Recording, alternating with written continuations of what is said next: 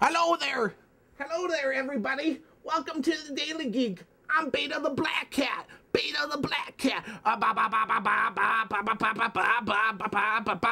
Beta the Black Cat. Daily Geek. Da da da. Okay, sorry. Hey, what's going on? It is me, Griffin Granberg, for the Daily Geek on SweetGeek.tv on this December the 5th, 2008, episode 81. Hello! It's Beta the Black Cat. Da da da. Okay, I'm sorry.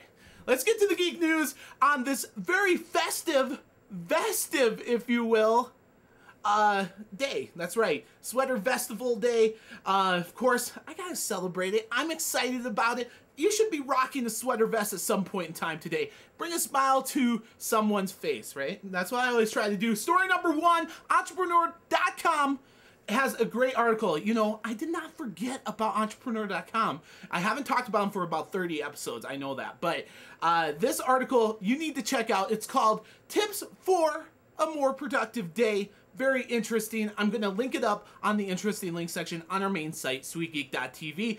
In this economy, you got to do something. Put up or shut up is what I have to say. Right, Lacey? Right? Yes? Someday I'm going to get her on camera. Story number two, Dr. Lou, well, who is he, right? Well, he was the vice president of web search at Yahoo. And he actually left last month, and you know what? He's now joining up with Microsoft, and he's going to be reporting directly to Steve Ballmer. They want to do something, whether it's whatever they're going to call it, MSN Search, Live Search, Kumo possibly. Dr. Lou is going to be in charge there at Microsoft now. Very interesting to see what happens. Of course, I'll let you know right here on the Daily Geek. Moving on, story number three, Facebook has released Facebook Connect, and Google has released a beta version of Google Friend Connect. Now, what does this mean? It basically says, hey, hey, Facebook, we're Google, and we're going to compete with you. And Facebook saying, well, we still hate you. It's very interesting type deal. But what is this Friend Connect or this Connect feature? Basically, it's for like third-party websites to actually let you log into Facebook or your Google account and take, you know, your friends from Facebook onto a new other site. Because basically, they're going with the thought process that everyone wants to be social on every site. And whether that is true remains to be seen. And of course, as we know, more sites that develop this into their infrastructure, I'll make sure to let you know about it, and we'll see how it plays out. Story number four, there's lots of whining going on, a little bit of crying. Call the ambulance. That's right, because it's so frustrating to see everyone whine. Who's whining this time? Video game developers. Can you believe it? These people, they're whining about people selling games. That's right. They buy the game, they play the game, they beat the game, they sell it to someone else. That process of selling it to someone else, they're whining about it. Why? Because they're not making any money from it. But you know what I say?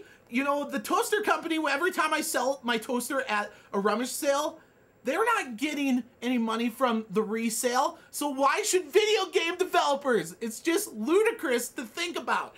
But Atari, it's almost a buying moment, but not that bad. But it's just kind of pathetic, actually, whining about whether or not you can resell games. No one's going to be banning it anytime soon, and they should just get over it. Because, you know, honestly, you know, you resell the game, you get another person on board that may like the game, that may buy it next time, create a bigger fan base. It sounds good to me. Story number five.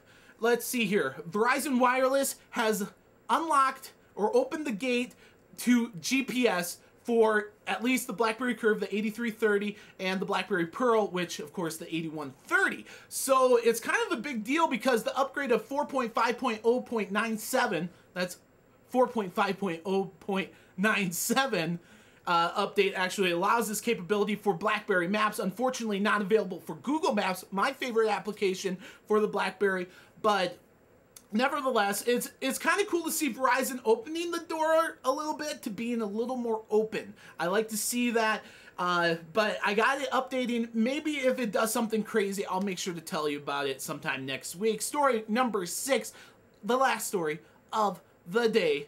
Windows Vista, everyone's complaining about that too. It isn't that bad. It's not that bad. Service Pack 2 Beta is now available. That's right. You know, we had Beta the Black Cat. Well, now Windows Vista Service Pack 2 Beta out there for you to download. It's not the final release. The final release actually will come out in April 2009, so it's actually quite a bit early, but it does solve a lot of these little things that needed to be tweaked. So if you have the balls, if you will, to upgrade to a beta version that supposedly will help your system and fix it, you should definitely check out the interesting link section on our main site, sweetgeek.tv, because I'll link it up to the download for the Service Pack 2 Beta Edition and an additional link for 64-bit processors. So there you have it. That is the Geek News for December the 5th, 2008, episode 81 of the Daily Geek on sweetgeek.tv. I'm your host, Griffin Grabber. Before we go, question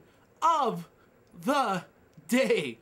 Do you think that video game developers should be whining about this? I mean, honestly, used games, they're whining about not making money off of it. What's your thought about this? You think they're just being a bunch of big babies? I want to hear what you have to say about this. I will comment back to every single comment left. I hope you have a fantastic, brilliant weekend. I'm going to try to do the same. And you know what? Let's do this right back here on Monday. I'll see you then.